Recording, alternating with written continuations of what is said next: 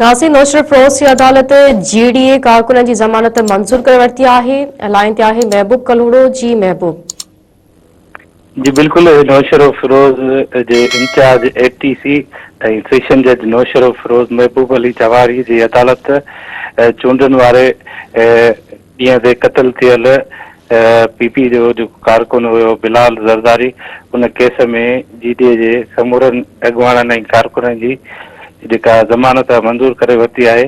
मां तव्हांखे ॿुधाईंदो हलां त GDA अॻुवाण गुलाम मुर्तज़ा जतोई जो पुटु जेको आहे बिलावल जतोई अञा ताईं ज़मानत लाइ अदालत में पेश न आहे थियो ऐं जॾहिं त असलो रखण जे इल्ज़ाम में पिण जेको आहे ॿिनि ॼणनि जी ज़मानत मंज़ूर कई वई आहे।